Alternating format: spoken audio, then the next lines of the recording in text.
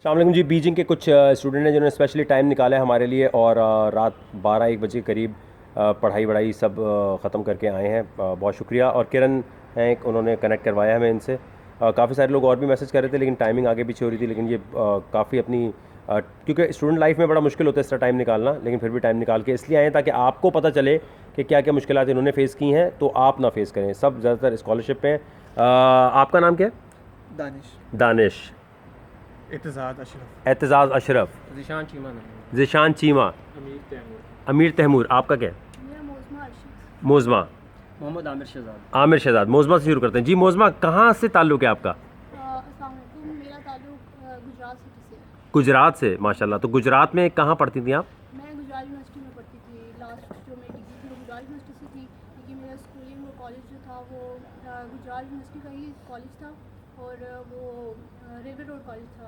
अच्छा अच्छा अच्छा और अच्छा। फिर मैंने जो स्कूलिंग की थी वो मैंने फातिमा जना स्कूल था वहाँ से की थी, गवर्नमेंट का। अच्छा, तो आपको कैसे ख्याल आया कि पेरेंट्स ने कैसे परमिशन दे दी? क्योंकि गुजरात और ऐसे इलाकों में तो परमिशन का बड़ा चक्कर नहीं होता? यही तो बात है। मुझे जब मैं गुजरात में एक ही बंदी हूँ गुजरात सिटी से, और मुझे बहुत खुशी हुई थी जब मेरे लिस्ट में नाम आया था, और मुझे लग भी नहीं रहा था कि मैं गुजरात से भी जा सकती हूँ बीजिंग, और वो भी चाइना में। बहुत बड़ी बात है। और मुझे था कि जब मैंने डिग्री कंप्लीट की थी, अब मैं आगे नेक्स्ट क्या करूँगी क्या करूँगी क्या करूँगी, बस मुझे ये टेंशन थी। लेकिन जब मेरा नाम आया था स्कॉलरशिप में, मुझे बहुत खुशी हुई थी, और इतनी मैं खुश नहीं थी जितनी मेरी अम्मी खुश थी।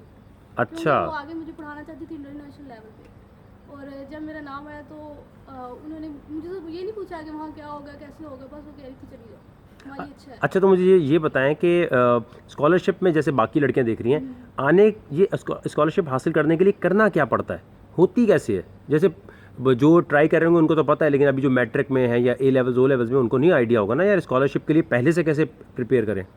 नंबर अच्छे होने चाहिए, जान पहचान होनी चाहिए, क्या चक्कर होता है? पता है क्या, जब आप अब तो पाकिस्तान में इंटरनेट जो है वो हर जगह है, और स्टूडेंट्स के पास है, उसमें यूज़ भी करते हैं। उनको ये नहीं है कि इनके कोई आएगा और हमें बताएगा कैसे यूज़ करना है, और इंटरनेट में वेबसाइट्स पे बहुत कुछ होता है। और अगर स्टूडेंट्स चाहते हैं तो वेबसाइट अगर आप लिंक के साथ लिंक होता है, जब आप नहीं, ये तो देखें, ये तो सबको पता है कि भाई वेबसाइट, नहीं देखें, ये तो सभी को पता है ना। देख, बाकी लोग भी कंट्रीब्यूट कर सकते हैं कि भाई ये तो सबको पता है कि भाई कैसे क्या इंटरनेट पे जाके सर्च करना है। अब हम चाह रहे हैं इस डिस्कशन से ये शॉर्टकट बताएं जो गूगल पे चीज़ें नहीं मौजूद, जो आपको पता है। इसमें हाँ। एक तो इसके लिए न्यूज़पेपर देखना बहुत ज़रूरी है, क्योंकि जो पाकिस्तान या पंजाब के ज़्यादातर स्कॉलरशिप आते हैं वो किसी ना किसी न्यूज़पेपर में जो है उनकी अनाउंसमेंट होती है। इसके अलावा अगर इंटरनेशनल स्कॉलरशिप जैसे कि जो चाइनीज़ गवर्नमेंट की तरफ से हैं या चाइना की किसी यूनिवर्सिटी की तरफ से हैं, उनमें एक तो आपके कोई रिलेटिव्स या आपके कोई भी सीनियर जिनको आप जानते हैं जो ऑलरेडी कोई स्कॉलरशिप अवेल कर रहे हैं, आप उनसे लिंक बनाए रखें, बहुत ज़रूरी है। अगर आपका कोई डायरेक्ट रिलेटिव नहीं है तो आपको कोई फेसबुक से ऐसा फ्रेंड मिल जाता है, जैसे आप लोग भी सबके फ्रेंड बनने वाले हैं। आपको फेसबुक से कोई ऐसा फ्रेंड मिल जाता है जो आपको गाइड कर सकता है, जो खुद किसी अच्छा, जैसे मैं भी आपको बताऊं, जितनी लड़कियां देखें, वो लड़कियां जो, आपका नाम क्या है? मोज़मा। तो मेरी बड़ी रिक्वेस्ट है कि बिला वजह लड़के ऐड ना करें इन्हें फेसबुक पे, फालतू में टाइम ज़ाया ना करें। लड़कियां जो है वो ऐड करके आपसे इन्फॉर्मेशन सारी ले सकती हैं ना, और कोई लड़का लड़की की आईडी बना के भी ना आए। अब मैं यहाँ, हम लोग यहाँ 18 गर्ल्स आएंगे, लेकिन 18? जी 18 गर्ल्स है, लेकिन मैं ये चाहती हूँ कि यहाँ पे ज़्यादा गर्ल्स होनी चाहिए, और गर्ल्स को ज़्यादा आना चाहिए आगे। जैसे कि उनको मीन्स के उनको वैसे पता नहीं होता इतना हाल। क्यों भाई, लड़कियों को क्यों आगे आना चाहिए? बाद में उन्हें चूल्हा संभालना, सीट भी ज़ाया करेंगे, क्या फ़ायदा? ऐसे ऐसे ही आप लड़कियों ने पाकिस्तान में रोला मचाया हुआ है, लड़कियों को आगे लाओ आगे लाओ आगे लाओ, और भाई क्यों लड़कों को क्यों नहीं लाए? सर, अगर जो हमारा स्कॉलरशिप लगा है, अगर मैं उस हवाले से बात करूं तो पंजाब गवर्नमेंट तो गर्ल्स पे खास तौर पर फोकस कर रही है। इस तरह के जब टेस्ट के बाद हमारे इंटरव्यू हुए थे स्कॉलरशिप की सिलेक्शन के लिए, तो इंटरव्यू के बाद बॉयज़ तो काफ़ी सारे रिजेक्ट हुए थे, लेकिन लड़की सिर्फ कोई एक आध होगी जो इंटरव्यू के बाद रिजेक्ट हो गई। तो आप इसे समझ सकते हैं। तो और कितने हकूक दे औरतों को पाकिस्तान में? ये अभी आपको रिसेंटली मैं बताता हूँ, मेरा दोस्त ये आज ही यहाँ से मतलब बीजिंग से मतलब आगे रवाना हुआ है। वो 15 स्टूडेंट्स थे, मतलब उनका कॉन्फ्रेंस थी कोई कोरिया में, मतलब स्कॉलरशिप पे पंजाब यूनिवर्सिटी की तरफ से रिकमेंड होने थे, पंजाब गवर्नमेंट की तरफ से।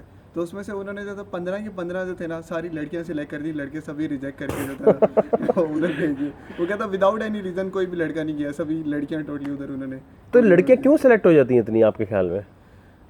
लड़कियां असल में, हमारा जो मास्टर है ना उसमें लड़कियों को मतलब बहुत पीछे अभी वो दकियानूसी ख्यालात चलते आ रहे हैं कि भाई ये जो तो इसलिए जो नई गवर्नमेंट है वो चाह रही है कि ज़रा मतलब जाहिर है कौम के वो नई गवर्नमेंट जिस तरह पूरी दुनिया को देखा जा रहा है, पूरी दुनिया को अगर हम देखें ना, मर्द और औरतें शाना बशाना काम करते हुए चल रहे हैं, तो बेशक चलो शाना बशाना नहीं, लेकिन कम से कम शाना शाना तो मतलब थोड़ा चल रहे हैं। तो जब वो आहिस्ता आहिस्ता काम चल पड़ेगा ना, तो मतलब फिर निज़ाम सारा आ जाएगा, मतलब कुछ ना कुछ तो अपना कंट्रीब्यूशन डाला जाए। अच्छा, ट्रिक्स एंड टिप्स बताएं। अब अभी तो हम वो टीवी वाली बातें कर रहे हैं जी, शाना बशान भी चलना चाहिए, इंटरनेट। अब आपकी सास को कौन राजी करेगा? हाँ, सास को कौन राजी करेगा, ये तो बात है।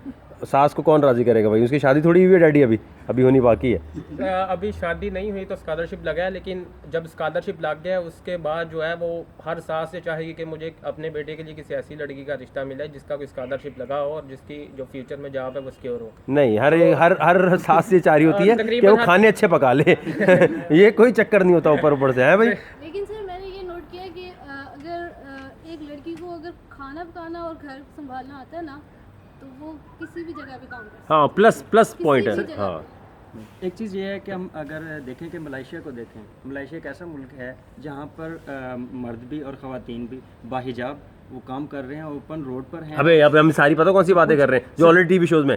ट्रिक्स एंड टिप्स बताओ। नहीं, ये वाली ये तो तकरीर हो रही है जी। और अब ये बताओ कि जैसे अगर अब आप लोग आए हो, किस एरिया में रुकना चाहिए अगर कोई भी हॉस्टल लेता है, ये चीज़ें बताएं। इसमें अगर ये कि अगर कोई कंसिडरिंग मुसलमान लड़की लड़का आ रहा है, अब वो चाहे जैसा भी हो, खाना उसने हलाल खाना होता है।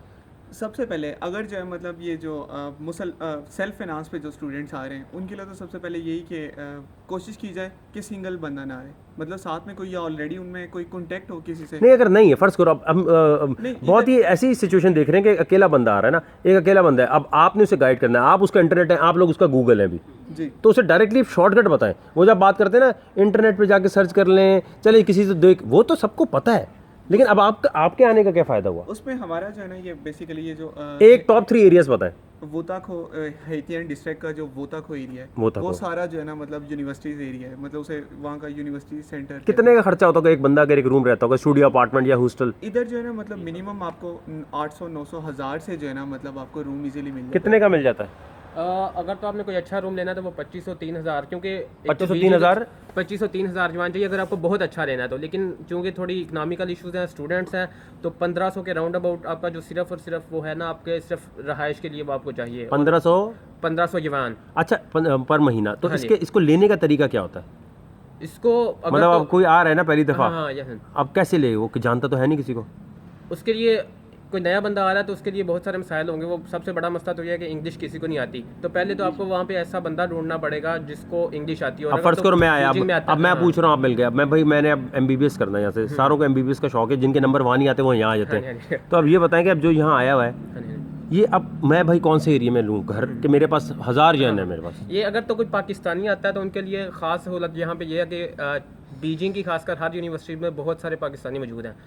जो भी आपको पाकिस्तानी मिलता है वो मेरे ख्याल में आपको अच्छा गाइड करेगा। एरिया कौन सा एरिया बताइए आपका रिकमेंडेड, जैसे इन्होंने बताया ना, एक जो हेतियन डिस्ट्रिक्ट है हेतियन बीजिंग की, क्योंकि वहाँ पे यूनिवर्सिटीज़ कॉलेजेस बहुत ज़्यादा हैं, वहाँ पे इंटरनेशनल स्टूडेंट्स बहुत ज़्यादा हैं, तो वहाँ पे काफ़ी सारे अपार्टमेंट्स जो हैं वो रेंट पे इजीली मिल जाते हैं, और वो डिफरेंट लेवल के मिल जाते हैं, काफ़ी एक्सपेंसिव भी और उससे थोड़ी इकनॉमिकल भी। वहाँ पे काफ़ी कैटेगरीज हैं। मिनिमम जो है वो 1000 जन तक मिलता होगा। 1200 से ऊपर ये काम स्टार्ट होता है, 1200 से। अच्छा, ये वेबसाइट से करें या फिर यहाँ आके भी हो सकता है? वो यहाँ पे आके, अगर आपका, इसके लिए ये बड़ा ज़रूरी है कि आपका पहले कोई जानने वाला यहाँ पे हो। अगर आप बिल्कुल नहीं है, आपका कोई जानने वाला नहीं है, फिर तो बहुत सारे अच्छा, मसाइल हैं। 1000 1500 ये कम से कम है आपकी रहाइश के लिए, कम से 2000 लगा लें। हाँ जी बिल्कुल, 2000 में कंफर्ट। अच्छा, 2000 लगाने के बाद जो है खाने के अखराजात कितने होते होंगे एक बंदे के? जी, खाने का ये होता है कि आपको फैसिलिटीज़ हैं, आपको वहाँ पर किचन भी होता है, आप खुद भी कुकिंग कर सकते हैं, और वरना बाहर की जो मुस्लिम रेस्टोरेंट्स भी हैं तो उनके ऊपर एक बजट बनाते हैं ना,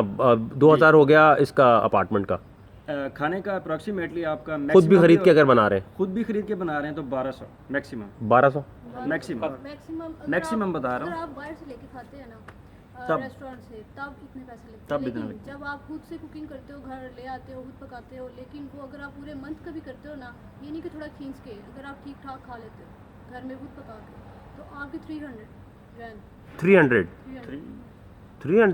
ये 3 हाँ जी, ये लोग खुद कुकिंग कर रहे हैं और हम भी कर रहे हैं, तो मेरा तो मैक्सिमम मैंने जो काउंट किया वो 500 से 600 के दरमियान आता है।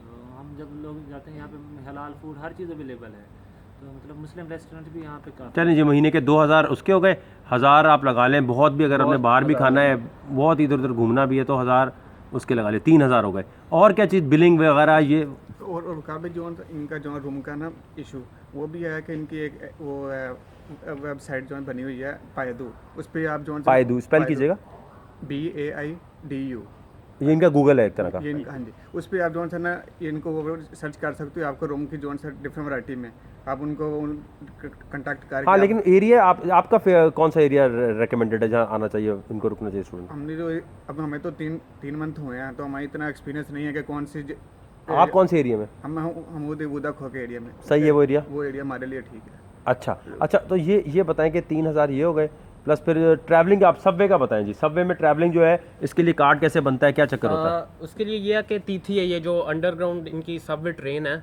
वो जगह जगह पे उसके स्टेशन है, क्योंकि वो पूरे शहर में फैली हुई है। तो इनकी जो बसेस हैं और जो इनका रेलवे है, इसका ये जो ज़्यादा एक्सपेंसिव नहीं है, ये बहुत इकनॉमिकल है। इसके लिए आप किसी भी रेलवे स्टेशन पर चले जाएं और वहाँ से उनको कह दें कि हमें कार्ड चाहिए। जब पहली बार वो कार्ड बनवाएंगे तो जितना हमने बैलेंस करवाना है कार्ड में उससे 20 युआन एक्स्ट्रा चार्ज होंगे। उसके बाद जब वो ख़त्म हो जाएंगे तो जितने हम देंगे उतने ही वो रिचार्ज कर देंगे। और यहाँ पे हमने बस पे बैठ के कहीं भी जाना है, वैसे अगर हमारे पास कार्ड नहीं है तो हमारे 2 युआन लगते हैं, हम जहाँ मर्जी चल जाएँ 2 युआन में एक बस पे। अगर हमारे पास कार्ड है वहाँ पे कार्ड स्वैप करना है तो सिर्फ 1 युआन लगेगा। इसके अलावा अगर हमने सबवे पे कहीं भी जाना है तो चाहे एक सबवे से उतर के दूसरी सबवे बदलनी भी है उसके अंदर, तो उसके सिर्फ 5 युआन जो है वो मैक्सिमम। महीने का कार्ड कितने का बनता होगा? महीने का अगर खर्चा लगाएं, जितनी कोई एक स्टूडेंट की ट्रैवलिंग होती है, तो जो लोकल ट्रैवलिंग है बीजिंग के अंदर की, उसके लिए 100 युआन से ज़्यादा का खर्चा नहीं चाहिए। लेकिन अगर दूसरे सिटी में जाना है किसी बीजिंग में कर रहे हैं, अगर बीजिंग में रहना है तो ट्रैवलिंग के लिए बीजिंग के अंदर मस्जिद पर आने जाने के लिए, अपना सामान लाने के लिए 100 युआन काफ़ी है। और अगर एक रिकमेंडेड चीज़ है, जिस भी स्टूडेंट ने यहाँ पे आना है, यहाँ पे आने के बाद इलेक्ट्रिक बाइक या साइकिल ज़रूर लेना है। ये चीज़ें इतनी महंगी नहीं है, तकरीबन 1000-1200 युआन में जो है यूज्ड इलेक्ट्रिक बाइक मिल जाती है। और न्यू बाइसाइकिल जो है 1200 युआन में सिर्फ मिल जाती है, सेकंड हैंड यूज्ड मिल अच्छा, जाती है। इलेक्ट्रिक होती है जब भी इंजन की आवाज़ नहीं इलेक्ट्रिक है। होती है, जी बिल्कुल। बैटरी पे चलती है, उसमें पेट्रोल वगैरह की जरूरत नहीं है। एक्चुअली पेट्रोल वगैरह वाली बाइक जो है, हाँ जी, पेट्रोल वगैरह वाली बाइक्स जो है वहाँ पे यहाँ पे बहुत कम है। और किसी भी जो सरकारी बिल्डिंग है, किसी भी स्कूल यूनिवर्सिटी में पेट्रोल वाली बाइक को अंदर ले जाना जो है उसकी इजाज़त नहीं है यहाँ पे। तो यहाँ तो 1000-1200-1400 युआन लेके या इससे ज़्यादा लग सकते हैं अगर आपको ज़्यादा अच्छी हालत की या नहीं चाहिए तो। या तो इलेक्ट्रिक बाइक ले लें या फिर 250-300 युआन लगा के यहाँ पे साइकिल ज़रूर ले लें, वो आपकी यहाँ पे बहुत काम आएगी। और साइकिल यहाँ पे एक ऐसी चीज़ है क्योंकि उसके लिए साइकिल के चलाने के लिए भी अलहदा सड़क बनी हुई है। अगर आपने ज़्यादा ट्रैवलिंग भी करनी है, 10-15 किलोमीटर भी अगर आपने जाना है तो साइकिल पे यहाँ पे आपको फील नहीं होगा ना, आप ज़्यादा थकेंगे क्योंकि आप आदी हो जाएंगे यहाँ पे वैसे भी। अच्छा, और साइकिल और बाइक यहाँ पे इतनी महंगी नहीं है, 250-300 युआन। जो लेडीज साइकिल है वो तो 240-50 युआन में मिल जाती है। जो गेयर्स वाली आपने लेनी है कोई अच्छी वाली तो वो 350-370 इतने में आसानी से यहाँ पे अवेलेबल है। एक बात और मैं ऐड करना चाहूँगा, यहाँ एक इनका जो चाइना में सबसे ज़्यादा मशहूर जो इनका मैसेंजर है वो वीचैट का मैसेंजर है। तो उस पर बहुत सारे ग्रुप्स बने हुए हैं। उसमें क्या वीचैट जैसे पता होगा सबको, लेकिन जिसको नहीं पता, जैसे गांव देहात में अगर कोई देख रहा है तो क्या है वीचैट? वीचैट बेसिकली जिस तरह एक व्हाट्सएप है, व्हाट्सएप का मैसेंजर है, इमो मैसेंजर है, इसी तरह वीचैट है। ये मिनी फेसबुक की से आप कह सकते हैं। लेकिन ये कि इधर चाइना में रहते हुए जो है ना वीचैट के बगैर गुजारा नहीं है। अगर आपके पास पैसे नहीं है और आपके पास जस्ट आपका सेलफोन है, उस पर नेट एक्टिव है, तो मतलब आप उससे कहीं भी कुछ भी शॉपिंग कर सकते हैं। इवन आप वीचैट में, लेकिन पहले पैसे डलवाने पड़ेंगे ना। वो आपके आधे लोग समझेंगे उसमें वैसे पैसे आए हैं। ये आपका वीचैट जो होता है ना, आपका बैंक अकाउंट के साथ ये लिंक होता है। अच्छा, बैंक अकाउंट आराम से खुल जाता है? जी वो इसीलिए और खुल ये जाता है। बहुत आसान काम है बैंक अकाउंट का। आपका विद इन तकरीबन हाफ एन आवर आपका कार्ड भी उसी वक्त एक्टिव हो जाता है और आपको कार्ड भी उसी वक्त मिल जाता है। अच्छा, एटीएम वगैरह आधे घंटे में? वगैरह आधे घंटे में। और ये आधे बहुत घंटे में सर्विस बैंक और यही- अकाउंट खुल के मिल जाता है। यही सोच रहे हैं कि काश ये पाकिस्तान में ये सर्विस आ जाए कि जो हमें तो रेफरेंस नहीं देना पड़ता जैसे वहाँ पाकिस्तान में रेफरेंस देना होता है? रेफरेंस की कोई जरूरत नहीं। आप सिर्फ पासपोर्ट होता है, उसी के ऊपर वो आपको कार्ड बना के देंगे और सब कुछ कार्ड होता है। कोई कोई कॉपी की रेफरेंस नहीं, जरूरत कुछ नहीं। कोई कॉपी की जरूरत नहीं है। और उसे चल रहा है या एटीएम कार्ड होना चाहिए? थंब इम्प्रेशन चलता है यहाँ पे? थंब इम्प्रेशन होता है या एटीएम होता है? थंब इम्प्रेशन हाँ, वैसे नहीं। सिर्फ अकाउंट जब बनता है ना आपका, जब आप अकाउंट बनवाने जाते हो तब वो थंब प्रिंट लेते हैं आपका। उसके बाद वो थंब इम्प्रेशन की ज़रूरत सिर्फ उस वक्त पेश आती है जब आपका एटीएम कार्ड जो है गुम गया या आपके अकाउंट के साथ कोई मसला हो गया, तो वेरीफाई करने के लिए आपका जो है वो थंब इम्प्रेशन यूज़ करेंगे, अदरवाइज ज़रूरत नहीं है। और पाकिस्तान के बरक्स एटीएम की एक और आसानी यहाँ पे आपको बताऊँ तो यहाँ पे वहाँ पे हम सिर्फ एटीएम मशीन से पैसे ले सकते हैं, यहाँ पे हम पैसे ले भी सकते हैं और एटीएम मशीन में किसी भी वक्त अपने अकाउंट में डिपॉजिट करवा भी सकते हैं। और ये एक बहुत नहीं, ये आसानी वहाँ है। पर भी है और, स्टैंडर्ड। मतलब पॉकेट होगी ना? जी बिल्कुल, वो है, वो ये तो है वहाँ। और एक बहुत इंपॉर्टेंट इशू जो यहाँ पे स्टूडेंट के साथ पेश आता है वो मेडिकल का है।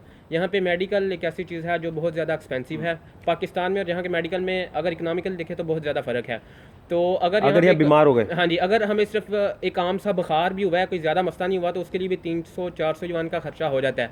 अगर किसी को टूथ का मसला है, लाइक रूट कैनाल ट्रीटमेंट वगैरह अगर करानी हाँ पड़ती जी, है, रूट कैनाल ट्रीटमेंट वगैरह करवाना है तो उसके आपके 2000-1500 युआन स्कूल से लगते हैं। हम मेरे एक दोस्त का आजकल चल रहा है, तो उसके जब भी डॉक्टर के पास जाता है 300-400 युआन देना पड़ता है। तो उसके लिए बहुत ज़रूरी सजेशन है कि जो भी स्टूडेंट पाकिस्तान से चाइना में हेल्दी हो गया है, हेल्दी तो हो गया है, अपने साथ काफ़ी सारी मेडिसिन जो कॉमन यूज़ वाली हैं वो लेके आए। पैनाडोल वगैरह, सिर्फ पैनाडोल वगैरह ही नहीं ये अच्छी सर, information जो बड़ी मेडिकल है लाइक पैनाडोल, डिस्प्रिन वगैरह, ये तो हमें किसी से भी मिल जाएगी, किसी और पाकिस्तानी से भी। छोटी मेडिसिन जो है लाइक बैंडेज वगैरह हो गई सर्दियों के लिए, गर्म पट्टी, क्योंकि छोटे सर्दियों में फर्स्ट एड का फर्स्ट एड का सामान सारा कोशिश करें कि वो लेके आएँ, हाँ, वो ये बहुत अच्छी है। ज़रूरी है। और क्योंकि यहाँ पर जो मतलब सर्दी होती है, जो विंटर सीजन है, उसमें -20 डिग्री सेंटीग्रेड तक इनका टेम्परेचर जाता है, और फीलिंग बर्फ पड़ती है, फीलिंग मनफी 35 सर, फीलिंग मनफी 35 और है, मतलब कि मनफी 20 होता है। और उसमें बहुत ज़्यादा मतलब कि फीलिंग का क्या मतलब है? मतलब कि होता जो ओरिजिनल टेम्परेचर है ना वो -20 होगा, लेकिन जो बॉडी फील करती है ना वो 35 तक। तो बर्फ मतलब ठीक कि ठाक है यार, ये बहुत बर्फ होती है। आप कब बाहर कब शुरू हो जाती है? निकलेंगे, ये तकरीबन नवंबर से दिसंबर, जनवरी, ये छुट्टियाँ मिलती हैं? छुट्टियाँ ये होता है कि सेमेस्टर जैसे ख़त्म होगा तो जनवरी में सेमेस्टर ख़त्म होगा, हमारी भी जनवरी में लेकिन सितंबर नवंबर में जाना पड़ता है, नवंबर में। और ये 2 माह बड़े क्रिटिकल, और इसमें पढ़ाई भी चल रही है, उसमें पढ़ाई भी होगी और उसमें ये होता है। लेकिन ये है कि आपका हॉस्टल का एनवायरनमेंट बिल्कुल नॉर्मल होता है, आप किसी किस्म का मतलब वार्म एनवायरनमेंट होता है, रूम्स का भी और लॉबी का भी और सारा कुछ उन्होंने वो जो है ना, ये इलेक्ट्रिक सारा सिस्टम है, गैस का कोई इशू नहीं है, कोई सांस का भी किसी को प्रॉब्लम नहीं बनता यहाँ पर। और तो बाहर आप निकलेंगे तो बाहर आपको प्रॉब्लम फेस करनी पड़ेगी, मतलब आपने क्लास में जाना है तो क्लास में जाने के लिए जो आप डिस्टेंस तय करेंगे वहाँ पर आपको डिफ़िकल्टी होगी वहाँ तक जाते हुए। तो जो ये भी सजेशन है कि अगर आप यहाँ पर आ रहे हैं, सर्दियों से पहले आ रहे हैं, तो आप कोशिश करें कि पाकिस्तान से सर्दियों का सामान ना लाएं। जो यहाँ पाकिस्तान का जो सामान है वो यहाँ के लिए नाकाफ़ी है, और यहाँ पर जो सामान मिलता है सर्दी का, मतलब कि ओवरकोट्स जो मिलते हैं वो यहीं पे आकर लें, वो ज़्यादा बेहतर है सर्दियों के वहाँ लिए। से मत लें, वहाँ से मत क्योंकि लें। सर जो यहाँ पर ओवरकोट और लॉन्ग कोट मिलते हैं वो इस वजह से अच्छे मिलते हैं क्योंकि उन्होंने अपने टेम्परेचर के हिसाब से वो चीज़ बनाई होती है, और हम लोगों ने पाकिस्तान से लिए होते हैं क्योंकि हम लोगों ने वो तो पाकिस्तान का जो एटमॉस्फेयर इस तरह से ही होता है, वो मीन्स कि इतनी ठंड, तो वो यहाँ पर वो नहीं होगा यहाँ पे इम्प्लीमेंट। पहनेंगे तो हमें ठंड लगेगी। अच्छा, आप सब जो हैं सबके सब स्टूडेंट हैं, हाँ क्या बता रहे हो? ये कपड़ों की बात है तो जो सर्दियों के वो बिल्कुल यहीं से लेने चाहिए क्योंकि इस वेदर के मुताबिक है। लेकिन जो गर्मियों वाले कपड़े हैं आपके, जो नॉर्मल कैजुअल पैंट शर्ट्स हैं, अगर आपने इकोनॉमिकली देखना है तो वो सारे पाकिस्तान से लेके आए, वो आपको यहाँ की निस्बत सस्ते मिलेंगे। अब यहाँ पे जब जवान को हम कन्वर्ट करते तो नहीं गिनती में, लेकिन अगर करें तो वो पैसों से महंगे पड़ेंगे। तो सर्दी वाले सारे कपड़े यहाँ से ले, लेकिन जीन्स वगैरह या कैजुअल शर्ट्स वगैरह आप जितनी वहाँ से ले सकें वो सस्ती है। और मेडिकल की बात हो रही थी तो मेडिसिन वगैरह लाने की, तो उसकी एक और बात बता दूँ, एक तो यहाँ पे मेडिकल बहुत ज़्यादा महंगा है, और दूसरी चूँकि इनकी मेडिसिन जो है वो बड़ी स्लो रिएक्ट करती है, उनका जो है वो हमारी बॉडी पे रिएक्शन बहुत स्लो करती है। उनका कोई नुकसान नहीं है लेकिन वो फ़ायदा भी हमें बहुत स्लो पहुंचाती हैं। अगर वहाँ पे हमें कोई बुखार वगैरह होता है तो 1-2 दिन मेडिसिन खाने से बिल्कुल हम फिट हो जाते हैं। तो यहाँ पे अगर हमें कोई नॉर्मल सी बीमारी भी लगती है तो 10-12 दिन 15 दिन अच्छी खासी मेडिसिन हमें लेनी पड़ती है, वो बड़े बड़े डब्बे दे देते हैं। तो मेडिकल वाला पॉइंट जो है ये, क्योंकि वो ये चाहते हैं कि लॉन्ग टर्म नुकसान ना हो ना आपका। अगर वो आपको आज जो सही कर रही है दवाई, वो फिर थोड़े से बाद एंटीबायोटिक बड़ा तो पाकिस्तान में हाइपोटेंसी की होती है, जो भी मेडिसिन हम यूज़ करते हैं तकरीबन हाइपोटेंसी की होती है, फॉरन इफेक्टेड होते हैं, और कुछ तो स्टेरॉइड्स वगैरह भी यूज़ करते हैं जिसकी वजह से फौरी इफेक्ट होता है। लेकिन उसका लॉन्ग टर्म इफेक्ट उस पर आपके स्टमक पे भी पड़ सकता है, आपके हाँ पूरा ख़राब हो सकता है, इफेक्ट कर सकता है। अच्छा, आप सब लैंग्वेज के स्टूडेंट्स हैं? आप भी लैंग्वेज के स्टूडेंट हैं? जी मैं भी लैंग्वेज का हूँ। अच्छा, तो वहाँ कहाँ से ताल्लुक़ है आपका? मेरा ताल्लुक डीजी खान से है। डीजी खान से? जी। कौन सा स्कूल था, कौन सा कॉलेज था? मैं गवर्नमेंट थ्रू, मेरी स्टडी जो है वो गवर्नमेंट से। और कितनी परसेंटेज थी आपकी? मेरे 70, 80? 75 to 80% के दरमियान। 70 to 75? जी जी। तो फिर स्कॉलरशिप कैसे मिली? मैं यहाँ पे पहले आपको एक बात ये कहना चाहूँ कि हम लोग डीजी खान से बैकवर्ड एरिया से हैं। नहीं, बैकवर्ड एरिया कोई नहीं होता यार। एरिया पता क्या, एरिया कोई भी बैकवर्ड नहीं होता। इट्स जस्ट दैट कि वहाँ अभी इतना अवेयरनेस नहीं है। मैं ये आपको ये क्लियर करना चाह रहा हूँ कि वहाँ के जो स्टूडेंट हैं, वहाँ के जो लोग हैं, मैं भी पहले यही चीज़ सोचता था, मेरे जहन में भी यही चीज़ थी। अब हमारा बैच 66 का है, हम 66 बंदे यहाँ पे आए हैं, पंजाब गवर्नमेंट ने कोई मतलब सिफारिश वगैरह किसी चीज़ के ऊपर वो नहीं की, हर चीज़ क्लियर। अब दानिश भाई बैठे हैं, आमिर भाई बैठे हैं, मैं हूँ, मेरे साथ तकरीबन 10 से 12 लड़के हैं जो हम मुल्तान और उसी जनूबी पंजाब के रीजन से आए हैं, और अल्हम्दुलिल्लाह हम मेरिट पे सिलेक्ट हो गए यहाँ पे आए हैं। तो मैंने मतलब प्राइमरी स्कूल से की, उसके बाद मैंने इलेक्ट्रिकल इंजीनियरिंग की है, तो एक साल में 15 से 20 हज़ार पे जॉब करता रहा लाहौर में अपने इलाके में। तो उसके बाद मैंने अप्लाई किया, पहले मैं भी यही सोचता था अप्लाई कैसे किया, कब पता चला तुम्हें? मुझे एक दोस्त ने टेक्स्ट किया था, मैं कॉलेज में वहाँ पे टीचिंग करता था, डीजी खान में टेक्निकल कॉलेज कि भाई स्कॉलरशिप का ये आया, तो टेस्ट हुआ था इसका? जी इसका टेस्ट तो नहीं हुआ था, इसका इंटरव्यू हुआ था। अच्छा, इंटरव्यू किसने लिया था? 7 से 8 बंदे बैठे थे, जिसमें कहाँ पे? पंजाब लाहौर में? एजुकेशन में हुआ यूनिवर्सिटी ऑफ एजुकेशन लाहौर। जी। डॉक्टर मारिया थी पंजाब यूनिवर्सिटी से। उसके बाद क्या सवाल पूछे थे आपसे? क्वेश्चन ये की थी, वहाँ पे टैलेंटेड बंदे सारे बैठे हुए थे। नहीं, वो तो टैलेंटेड थे, आप भी थे, सवाल क्या किया था? अब जब मैं इलेक्ट्रिकल, उन्होंने मुझसे पूछा कि आपका बैकग्राउंड क्या है, फील्ड क्या है, तो मैंने कहा मैं इलेक्ट्रिकल इंजीनियरिंग से। सबसे मुश्किल सवाल कौन से थे? 2-3 जो तुमने बोला यार ये क्या पूछ रहे हैं? वो मेरे इलेक्ट्रिकल फील्ड में ही चले गए, तो उस हवाले से उन्होंने क्वेश्चनिंग करना शुरू कर दी। अच्छा, कि पूछने के वाकई इंजीनियर सही पढ़ के बने हो कि नहीं बने? जी बिल्कुल। अच्छा अच्छा अच्छा, तो आपसे क्या, आपकी कहाँ हुआ था भाई? मेरा भी यूनिवर्सिटी ऑफ एजुकेशन लाहौर में हुआ था इंटरव्यू, वहीं पे। इंटरव्यू की क्या ट्रिक्स एंड टिप्स हैं वो बताएं। इंटरव्यू में एक तो ये कि ड्रेसिंग वगैरह जो है उसको मौसम के मुताबिक करना चाहिए। ऐसा नहीं कि बहुत ज़्यादा गर्मी है तो हम उसमें भी कोट पहन के बना अगर तो सर्दियाँ वलीमा बना देते हैं। अदरवाइज ना। दूसरा ये कि शूज़ वगैरह को जो है ड्रेसिंग के साथ बिल्कुल मैच करना चाहिए, लाइक पेंट कोट के साथ, जॉगर्स वगैरह इस तरह की इशू नहीं होना चाहिए वहाँ पे। अगर जब हम इंटरव्यू के लिए जाके बैठे हैं तो एक तो चेहरे पे स्माइल बहुत ज़रूरी है, और एक जो रोल जिनको जो इंटरव्यू लेते हैं वो इस चीज़ को नोट करते हैं, शायद हम करते हैं कि नहीं करते, कि जब भी आप जाते हैं तो कुर्सी की राइट साइड से जाके बैठें और लेफ़्ट साइड से जाके उठें। शायद पता नहीं मेरा फर्स्ट पॉइंट उन्होंने नोट किया या नहीं किया, लेकिन ये एक बड़ी इंपॉर्टेंट टिप तो ये आपको किसने बताया? ये मुझे एक फ्रेंड ने बताया जो 15 से 20 बार इंटरव्यू दे चुका था और हर एक में कामयाबी हो चुका था। अच्छा। उसको रख भी लिया जाता था, लेकिन उसका शौक था इंटरव्यू देना हर जगह पे, हर जॉब के लिए, हर जगह बाहर जाने के लिए। तो ये मेरे ख्याल में उसकी जो टिप है ये। किसने बताया कि राइट साइड से बैठें सीट की? हाँ, और लेफ्ट साइड से जो है हम और बताया जब जाना है तो सलाम ज़रूर लेनी है, बैठने से पहले जब सलाम करते हैं वहाँ पे रूम में एंटर होते हुए। और जब आपसे क्वेश्चनिंग हो रही है तो आपने नीचे ध्यान रखना, आई कांटेक्ट उन लोगों की तरफ रखना जो आपसे क्वेश्चन कर रहे हैं, रखना। और लाजमी नहीं है कि उनमें से भी जो एक बंदा आपको माइंड लगे सिर्फ उसकी तरफ देखते जाएं, सब लोगों की तरफ देखें, जितना भी पैनल जो है वो आपका इंटरव्यू ले रहा है। और हाथों की मूवमेंट जो है इंटरव्यू देते वक्त वो बड़ी ज़रूरी है। लाइक अगर हम ऐसे करेंगे, कुछ कंफ्यूज हरकतें करेंगे इंटरव्यू देते वक्त, तो अगला बंदा समझ जाएगा कि इसमें इतना ज़्यादा कॉन्फिडेंस नहीं है। तो हाथ जो है उसको आपकी बात करते हुए जिस तरह हम आम तौर पे बात करते हुए हाथों को मूव करते हैं, बिल्कुल उसी तरह हाथों को मूव करना बहुत ज़रूरी है। लाइक इस तरह हाथों को बांध लेना, लाइक खारिश करना इंटरव्यू के दौरान, ये चीज़ें जो है बहुत नेगेटिव वहाँ पे काउंट करती हैं। तो ये बड़ी टिप्स हैं। अच्छा, आपका कहाँ इंटरव्यू हुआ था? मेरा यूनिवर्सिटी ऑफ एजुकेशन लाहौर में हुआ था। अच्छा, तो कितने लोग बैठे थे? वहाँ पे 6 लोग थे। अच्छा, उनमें से एक थे जो वो पंजाब गवर्नमेंट से थे, कोई सेक्रेटरी वगैरह थे, अब मुझे क्लियर उनका नाम याद नहीं है। क्या सवाल हुए थे, मेन सवाल जो मुश्किल? जाके तो पहले मुझे ये क्योंकि वो ऑलरेडी जो हमारा बैकग्राउंड था, एजुकेशनल बैकग्राउंड, वो उनके पास पड़ा हुआ था। पहले पूछा कि सियालकोट से हैं, मैंने कहा हाँ जी। फिर पूछा ग्रेजुएशन की हुई है एग्रीकल्चर यूनिवर्सिटी में?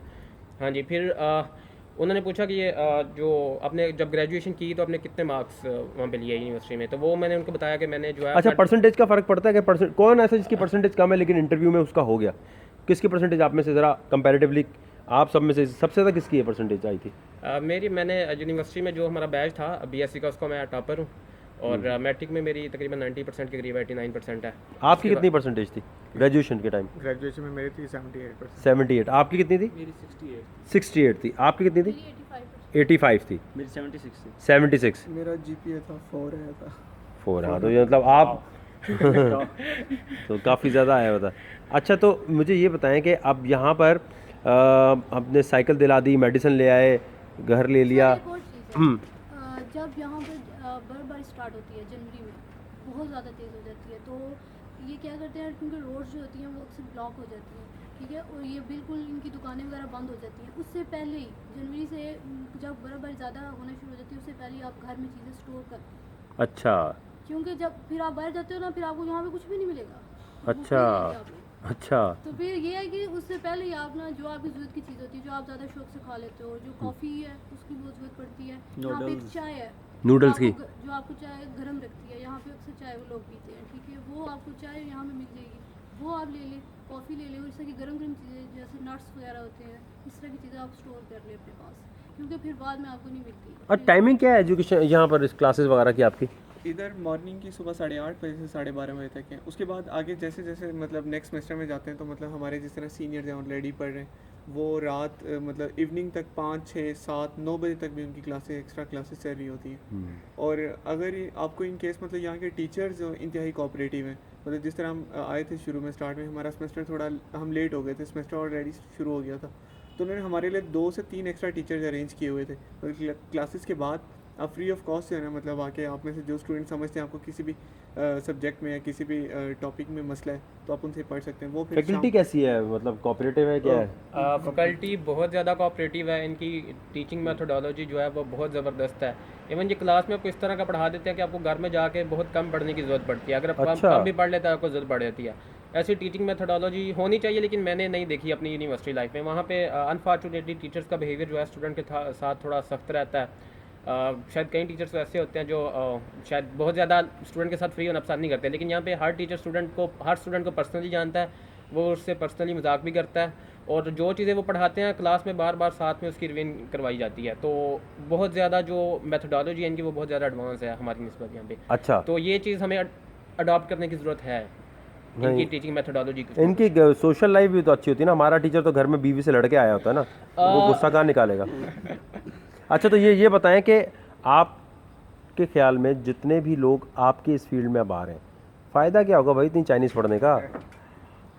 इसमें यह है कि वो पहले भी बता चुके हैं कि जो सुपर पावर अमेरिका के बाद यही नज़र आ रही है। उसके अलावा जो चाइनीज जानता होगा वो इनके साथ बिजनेस में कर सकता है या किसी और फील्ड में वो कर। उसके अलावा जो पाकिस्तान में जो नया CPEC बन रहा है उसमें भी बहुत से जो क्या है ये CPEC, क्या चीज़ है? जैसे जब जो कॉरिडोर कोई जैसे एक बंदा नया देख रहा है, उसको नहीं पता भाई क्या है ये CPEC। हाँ जी, ये गवादर से और इसके चाइना के काशगर तक मतलब कि ये काशगर जी सिटी है। सिटी, और ये वहाँ तक जो कॉरिडोर बना रहे हैं जहाँ से इनकी ट्रेड होनी है थ्रू गवादर के थ्रू। इनको ये तकरीबन कोई ऑलमोस्ट 3500 किलोमीटर का है फासला, जो इनको पहले मतलब कि ओवर द सी इनको मोर देन 10,000 किलोमीटर मतलब इनको सफ़र करना पड़ता था। अब वो सिर्फ 3500 किलोमीटर में वो करेंगे, और इसका फ़ायदा ये पाकिस्तान को ऑब्वियसली होगा कि उनकी ट्रेडिंग यहाँ से होगी, और उनको जो ट्रेडिंग के लिए लैंग्वेज बैरियर बहुत ज़्यादा होता है, तो उस लैंग्वेज को प्रमोट करने के लिए वो पाकिस्तान से लेके आ रहे हैं। तो क्या चाइनीज़ भी पाकिस्तान में जाके उर्दू सीख रहे हैं? चाइनीज़ स्टूडेंट जो पाकिस्तान में जाकर उर्दू सीख रहे हैं वो उनकी जी बिल्कुल सीख रहे हैं, लेकिन उनकी तादाद अभी बहुत कम है, क्योंकि चाइना में पाकिस्तानी बहुत ज़्यादा है, तो हम उनके निस्बत बहुत ज़्यादा हैं। जो उर्दू सीख रहे हैं चाइनीज़ पाकिस्तान में वो भी बहुत कम है। तो लेकिन इनकी एक पॉजिटिव चीज़ ये है कि ये अपने लोगों को, पहले इनका जो सबसे बड़ा मसला था वो ये था कि ये चाइनीज़ के अलावा कोई और लैंग्वेज नहीं जानते थे, इंग्लिश भी कोई नहीं जानता था। लेकिन अब इन्होंने जो है ना इस चीज़ का रुख मोड़ने की कोशिश की है। ये अपनी जो इनके स्टूडेंट्स हैं उनको सारी लैंग्वेजेस सिखा रहे हैं, वो फ्रेंच हो, वो अरेबिक हो, या बड़ी बड़ी लैंग्वेजेस के अलावा जो छोटे कंट्रीज़ की लैंग्वेज है वो भी। तो ये इन्होंने अब दूसरी लैंग्वेजेस सीखना स्टार्ट कर दिया। तो जैसे बाकी लैंग्वेजेस सीख रहे हैं, बिल्कुल उर्दू भी जो है वो क्या है ये CPEC क्या है भाई, बताएं है क्या ये? इकोनॉमिक कॉरिडोर तो है, इससे पाकिस्तान को क्या फ़ायदा है? आपके लैंग्वेज सीखने से आपको क्या फ़ायदा होगा? हमारे लैंग्वेज सीखने से हमें ये फ़ायदा होगा, पाकिस्तान को फ़ायदा होगा, और हम लोगों को भी ये फ़ायदा होगा कि जब पाकिस्तान को किसी के कम्युनिकेशन करनी होगी, कम्युनिकेशन के लिए कुछ ज़रूरत पड़ेगी। लेकिन जॉब कहाँ करेंगे आप? जॉब किसी कंपनी में करेंगे? ये अब लैंग्वेज सीख ली सर, इस इस भी वक्त- कर सकते हैं, स्कूल में भी कर सकते हैं, कहीं भी कर सकते हैं अपने वो। हाँ, क्या बता रहे थे? CM पंजाब से जब हमारी मुलाकात हुई थोड़े दिन पहले, तो उन्होंने हमें ये बताया कि वो बहुत सारे यूनिवर्सिटीज़ में और कॉलेज लेवल पे चाइनीज़ लैंग्वेज को एज अ सब्जेक्ट इंट्रोड्यूस करवाने वाले हैं बहुत जल्दी। और उन्होंने हमसे कहने के एक तरह का प्रॉमिस किया कि हमारे वापस जाने से पहले हमारे लिए वो जॉब्स क्रिएट करेंगे कॉलेजेस और लेकिन यूनिवर्सिटीज़ टीचर बनेंगे ना आप हाँ लोग? जी, टीचर भी बनेंगे। उन्होंने हमारे दोनों चांसेस दिए हैं कि अगर आप कहीं ट्रांसलेटर बनना चाहते हैं, प्राइवेट कंपनी में जॉब करना चाहते हैं तो आप जा सकते हैं। लाइक CPEC की जैसे बात हो रही है, तो जो भी चाइनीज़ कंपनी वहाँ पे जाएगी ट्रेड करने के लिए, बिजनेस करने के लिए, कोई अपनी फैक्ट्री लगाने के लिए, हॉस्पिटल बनाने के लिए, किसी भी काम के लिए उनको ट्रांसलेटर की ज़रूरत पड़ेगी। और वो उन्हीं बंदों को हायर करेंगे जिनको इंग्लिश, उर्दू और चाइनीज़ तीनों लैंग्वेजेस आती हैं। इसके अलावा स्कूल और कॉलेजेस में भी स्कूल्स में नहीं, कॉलेजेस और यूनिवर्सिटीज़ में जो चाइनीज़ लैंग्वेज के डिपार्टमेंट स्टार्ट होने वाले हैं, हम वहाँ पर टीचिंग कर सकते हैं। और फिर जो उनसे लोग तैयार होंगे जो चाइनीज़ लैंग्वेज सीखेंगे, वो आके CPEC को फ्यूचर में जो है वहाँ पे वो अपनी कुछ ना कुछ इनपुट दे सकते हैं। अच्छा, तो ये जो भी जॉब अपॉर्चुनिटीज़ हैं अब अगले साल भी स्कॉलरशिप अभी आएंगी, खुलेंगी? जी जाहिर है। अभी ये पहला प्रोजेक्ट इन्होंने 500 स्टूडेंट्स है जो था ना, इन्होंने स्टार्टअप 500 इसमें कहाँ के लोग हैं? इस्लामाबाद, कराची, लाहौर में? नहीं, ये अभी फिलहाल सिर्फ पंजाब से सिलेक्ट पंजाब हुआ है। लेकिन इस बार ये जो पहले हम 66 के स्टूडेंट्स आए थे, 66, उसके बाद 434 और इन्होंने भेजने थे। उसमें इन्होंने कि हर सूबे से जो है ना मतलब कोटा रखे, बाकी मतलब सूबों से भी कुछ स्टूडेंट्स पिक किए। मतलब इस दफ़ा हमारे पास कराची के भी स्टूडेंट्स मतलब सिंध से भी आ रहे हैं और गिलगित बल्तिस्तान से भी इवन है। बल्कि इस बार हमारे बैच में भी 3-4 स्टूडेंट गिलगित बल्तिस्तान के हैं और उसके बाद केपी के और ये सिंध के बलूचिस्तान के भी हैं। तो ये जिस तरह बात हो रही है टीचिंग और ट्रांसलेटर की, जस्ट मतलब ये जॉब्स नहीं, हमारे स्टूडेंट्स जो 66 सिलेक्ट हुए हैं इसमें तकरीबन सभी जो है ना मास्टर्स और एमफिल क्वालिफिकेशन है सबकी।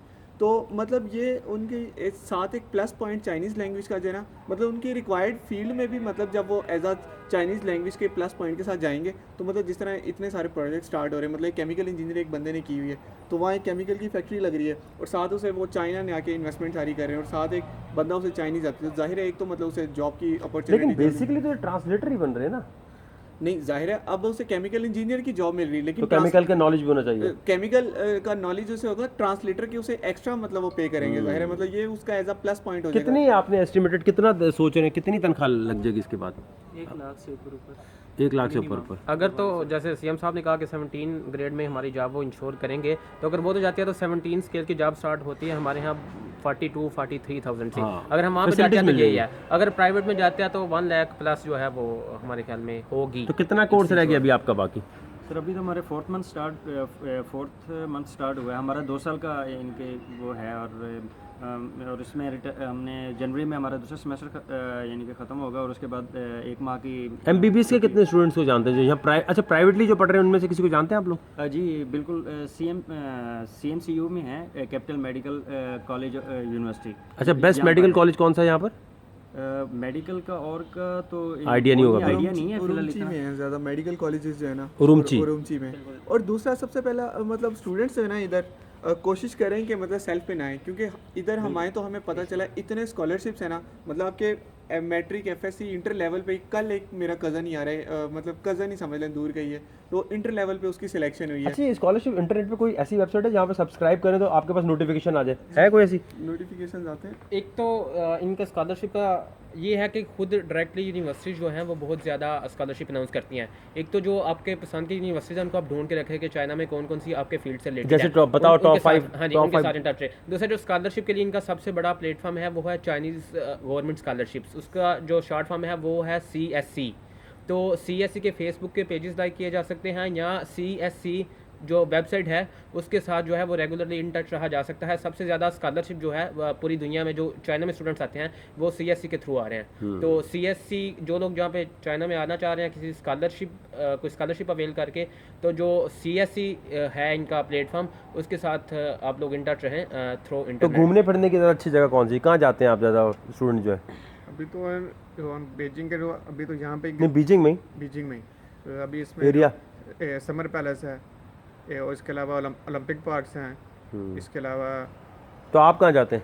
यहाँ पे घूमने फिरने का कोई इतना मसला नहीं है, क्योंकि आप किसी भी कॉलेज या यूनिवर्सिटीज़ में आएंगे ना तो उसके करीब ही किसी ना किसी ट्रैवल एजेंसी का या किसी ना किसी ट्रिप एजेंसी का ऑफिस ज़रूर होगा। और ये जो वीचेट की बात हो रही थी इंटरनेट के जरिए, ये उनके ज़रिए लिंक्ड हुआ जाता है उनसे, और हर वीकेंड पे हर फ्राइडे सैटरडे संडे को किसी ना किसी नई जगह पे जो है टूर लेके जाया जाता है। वहाँ से रजिस्टर होना बहुत आसान है। तकरीबन अगर एक दिन का टूर है तो उसका टोटल मिला के खर्चा 100, 120, 130 से ज़्यादा नहीं आता। तो वो जहाँ भी लेके जाते हैं किसी ना किसी अच्छी जगह पे लेके जाते हैं, जो बहुत ज़्यादा फेमस प्लेसेस हैं, लाइक समर पैलेस है, थियानमन है, जितने भी यहाँ द ग्रेट वाल है, वहाँ पे तो सारे लोग चले जाते हैं। हाँ। इसके अलावा जो थोड़ी कम फेमस प्लेसेस हैं, यहाँ पे कोई बंदा अकेला नहीं जाता या जिसका ज़्यादा पता नहीं होता, वो वहाँ पे लेके जाते हैं।